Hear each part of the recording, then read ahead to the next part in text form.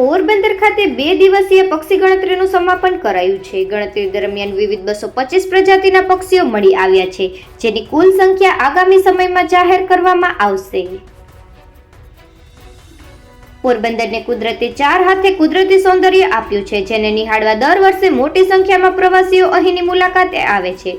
પરંતુ પોરબંદર જિલ્લામાં આવેલ પક્ષી અભયારણ્ય અને અન્ય વિવિધ વેટલેન્ડ પક્ષીઓના સ્વર્ગ સમાન હોવાથી દર વર્ષે શિયાળાની ઋતુ દરમિયાન અહીં દેશ વિદેશના પક્ષીઓ મોટી સંખ્યામાં આવી પોરબંદરની મહેમાન ગતિ માણતા હોય છે।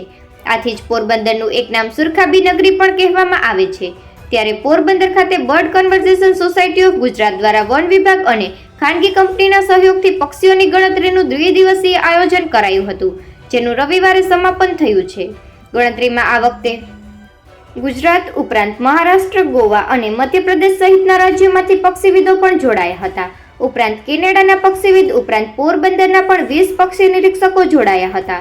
બર્ડ કન્ઝર્વેશન સોસાયટી ઓફ ગુજરાતના સેક્રેટરી અને વન વિભાગના નિવૃત્ત CCF ઉદયભાઈ વોરાના નેતૃત્વમાં સમગ્ર આયોજન હાથ ધરાયું હતું। મોકર સાગર સમિતિના ડોક્ટર ધવલભાઈ વારગિયાએ જણાવ્યું હતું કે આ વખતે 225 વિવિધ પ્રજાતિના પક્ષીઓ નોંધાયા છે, જેમાં સૌથી વધુ સંખ્યા કુંજ પક્ષીની જોવા મળી છે। પક્ષીઓની સંપૂર્ણ સંખ્યા ઝોન વાઇઝ આગામી સમયમાં જાહેર થશે। તમામ પક્ષી નિરીક્ષકો દ્વારા સમગ્ર માહિતી ઈ-બર્ડ એપ્લિકેશનમાં પણ નોંધ કરી છે। ગણતરી દરમિયાન લેઝર ફ્લેમિંગો, ગ્રેટર ફ્લેમિંગો, પિયાસણ, કરકરા, ગયણો, ગુલાબી પેલ ભગતરુ, સિંગપર, ડૂબકી બતક, પીળી ચાંચવાળા ઢોક બગલા, કાકડસાર અને ધોમડા, કુંજ, સફેદ ઢોંક, સ્પૂલબિલ વગેરે સહિત અનેક પ્રજાતિના પક્ષીઓ નોંધાયા છે। પક્ષીવિદોએ જણાવ્યું હતું કે શિયાળાની ઋતુમાં રશિયા, સાઇબેરિયા, મંગોલિયા સહિતના ઉત્તરના વિસ્તારોમાં હાડ થીજવતી ઠંડી પડતી હોય છે, જેને લઈને પક્ષીઓના ઘરમાં પણ બરફની ચાદર છવાઈ જતી હોય છે, જેથી પક્ષીઓનું અસ્તિત્વ મુશ્કેલ બનતું હોય છે, જેને લઈને યાયાવર પક્ષીઓ સ્થળાંતર કરતા હોય છે। ત્યારે શિયાળાની શરૂઆત પહેલા જ એટલે કે ઓક્ટોબર માસથી યાયાવર પક્ષીઓ આવવાની શરૂઆત થાય છે અને શિયાળો પૂરો થતા એટલે કે ફેબ્રુઆરીના અંત સુધીમાં તે પરત પોતાના વતન જતા રહે છે।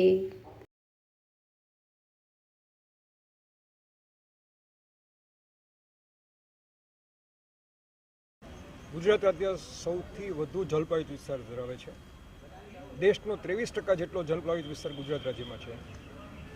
ગુજરાતનો વિશાળ સાગરકાંઠો અને પ્રમાણમાં સપાટ ધરાને કારણે થઈને આપણા સૌરાષ્ટ્ર અને કચ્છના જલપ્લાવિત વિસ્તારો ખૂબ જ છીછરા છે, એટલે એ પક્ષીઓ માટે ખૂબ આદર્શ નિવાસસ્થાન બની રહે છે।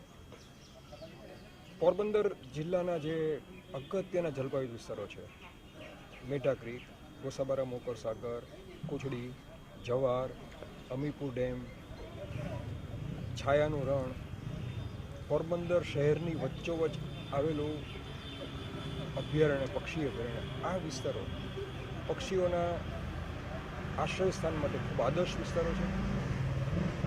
છેલ્લા 3 વર્ષથી સતત આપણે આ ગણતરી કરી રહ્યા છીએ અને એવું જણાય છે કે કદાચ સમગ્ર રાજ્યની અંદર પોરબંદર જિલ્લાની અંદર કદાચ સૌથી વધુ સંખ્યામાં જલપ્લાવિત વિસ્તારના પક્ષીઓ નોંધાયેલા છે। ભૂતકાળની અંદર સમગ્ર રાજ્યની અંદર 20 લાખ પક્ષીઓ જ્યારે નોંધાયેલા હતા, એની સરખામણીએ માત્ર પોરબંદરના એક જ જિલ્લાની અંદર 5,76,000 જેટલા પક્ષીઓ 2023ની ગણતરીમાં નોંધાયેલા, જે દર્શાવે છે કે પોરબંદર જિલ્લો પક્ષીઓના રહેઠાણ માટે કેટલો અગત્યનો છે। ગૌરવપ્રદ બાબત એ છે કે ઉત્તરોત્તર આ જળાશયોની અંદર પક્ષીઓની સંખ્યા વધી રહી છે। પોરબંદર એક આદર્શ પક્ષી તીર્થ તરીકે સમગ્ર દેશની અંદર અને આંતરરાષ્ટ્રીય ક્ષેત્રે એ નકશા પર ઉભરી આવી રહ્યું છે। આપણી પક્ષી ગણતરીના કાર્યક્રમમાં ગુજરાત રાજ્યમાંથી તો માત્ર નહીં, પરંતુ અન્ય રાજ્યોમાંથી એટલે કે ગોવા અને વેસ્ટ બેંગાલમાંથી પણ આપણા મિત્રો જોડાયેલા છે અને એક મિત્ર યુકેમાંથી પણ આ વખતે આપણી પક્ષી ગણતરીમાં જોડાયેલા છે, જે એક ખૂબ જ ગૌરવની બાબત ગણી શકાય। પોરબંદરમાં ગત વર્ષ કરતાં આ વર્ષે સંખ્યા કેટલી વધી શકે છે અંદાજે? આપણે આ પક્ષી ગણતરીના આંકડાનું ફાઇનલાઇઝેશન કરતાં 3-1 દિવસ લાગશે, પરંતુ જે પ્રથમ દૃષ્ટિએ જે જણાઈ રહ્યું છે એ એક વસ્તુ ચોક્કસ છે કે ગત વર્ષ કરતાં પક્ષીઓની સંખ્યામાં કોઈ ઘટાડો તો નથી જ થયો. આખા ચોક્કસ આંકડા આપણે જ્યારે ગણતરી કરીને કહીશું ત્યારે વધુ સ્પષ્ટ ચિત્ર થશે. અમીપુર ડેમમાં પાણી ઓછું છે, અમીપુર ડેમના દરવાજાનું કામ ચાલુ છે ને કારણે પાણી ઓછું છે, તો એની સામે આપણા મેઢા ક્રીકની અંદર વિપુલ સંખ્યામાં પક્ષીઓ છે અને એને કારણે આપણા જિલ્લાના પક્ષીઓની સંખ્યા ખરેખર તો વધી હોય એવું જણાય છે.